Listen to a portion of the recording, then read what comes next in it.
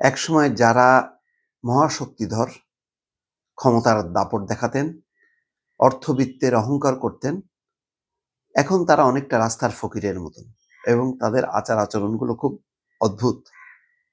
যেমন শিল্প প্রতিমন্ত্রী কামাল আহমেদ মজুমদার আদালতে এসে চকলেট খেতে চেয়েছেন। তাকে চকলেট দেয়া নিয়ে একটা বিপত্তিও ঘটেছে। সেই খবর বা ঘটনা আপনাদেরকে বলছি।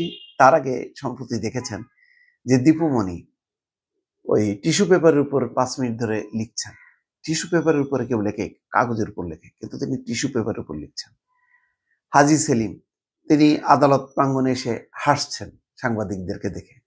কি কারণ? কোনো কারণ নেই। মানে নানা রকম অদ্ভুত ধরনের কিছু কাণ্ড তারা ঘটাচ্ছেন।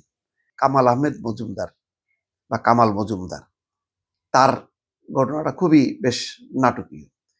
মিরপুর থানার পৃথক 2 হত্যা মামলায় নতুন করে গ্রেপ্তার দেখানো হয়েছে সাবেক শিল্প প্রতিমন্ত্রী কামাল আহমেদ মজুমদারকে। আজ তাকে আদালতে আনা হলে তিনি চকলেট খেতে চান। একটি ব্যাগে করে চকলেট দেওয়াও হয়েছে তাকে, তবে বাইরে থেকে খাবার দেওয়ার আদালতের অনুমতি নেই বলছে রাষ্ট্রপক্ষ। বুধবার তাকে আদালতে হাজির করে হাজতখানায় রাখা হয়। এরপর হাতে হাতকড়া, বুকে বুলেট প্রুফ জ্যাকেট ও মাথায় হেলমেট পরিয়ে তাদের ঢাকা চিফ মেট্রোপলিটন ম্যাজিস্ট্রেট আদালতের 2 তলায় 27 নম্বর কোর্টে তোলা হয়। এরপর সাবেক শিল্প প্রতিমন্ত্রী কামাল আহমেদ মজুমদারকে মিরপুর থানার 2 পৃথক হত্যা মামলায় গ্রেপ্তার দেখানোর আবেদন হয়। শুনানির এক ফাঁকে কাঠগড়ায় দাঁড়ানো কামাল আহমেদ মজুমদার এক পাশে গিয়ে তার পক্ষের এক আইনজীবীকে ডেকে চকলেট খেতে চান। কিছুক্ষণ পরেই শুনানি চলাকালে একজন আইনজীবী সাদা কাগজের ব্যাগে করে চকলেট আনেন।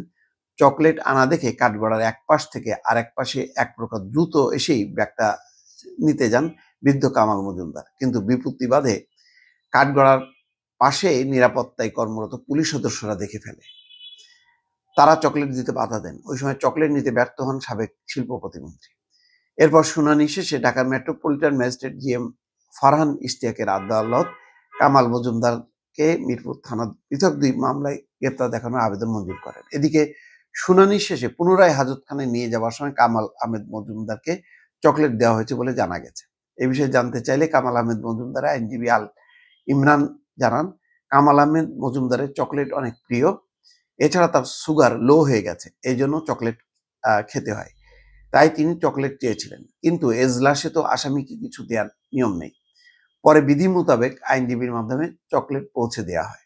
এ বিষয়ে রাষ্ট্রপক্ষের পাবলিক প্রসিকিউটর ওমর ফারুকি বলেন, চকলেট খেতে চাওয়া বা তাকে দেওয়া হয়েছে কিনা আমার জানা নেই, তবে অগোচরে দেওয়া তা বেআইনি। খাবার বা চকলেট খাওয়ার পর আসামির কিছু হলে তা সরকারের উপর দায় বর্তায়। দায়িত্বরত পুলিশ ও ডিসি প্রসিকিউশন থেকে এই বিষয়ে কঠোর হওয়া উচিত। চকলেট বা বাইরে থেকে খাবার দেওয়ার বিষয়টি আদালত থেকে অনুমতি নেই বলেও জানান রাষ্ট্রপক্ষের এক আইনজীবী। যাই হোক, অনেক নাটকীয়তা হলো এই চকলেট নিয়ে। এখন বিষয় হচ্ছে, দেখেন, একসময় তারা যেন বিশ্বের যে কোনো প্রিয় খাবার খেতে চাইলে দ্রুত বেগে তাদের সামনে আনা হতো। এখন অবস্থা এমন যে একটা চকলেট পর্যন্ত তারা খেতে চাইলেও সহজে খেতে পারেন না। এই জন্য বলছি যে কোথায় ছিলেন তারা শত শত হাজার হাজার কোটি টাকার উপর, এখন রাস্তার ফকিরের অনেকটা, যে একটা চকলেট চেয়েও চকলেট খেতে পারেন না এবং চকলেটের জন্য তাদেরকে আহাজারি করতে হচ্ছে। ক্ষমতা চলে গেলে এমনই হয়। স্বৈর শাসকদের অবস্থা দেখেন, আজকে চকলেটের জন্য তাদের হাহাকার। আগে চকলেট কেন, কি খাইতে, মানে যা চাইতেন তাই পাইতেন এবং হুড়মুড় করে চলে আসতেন।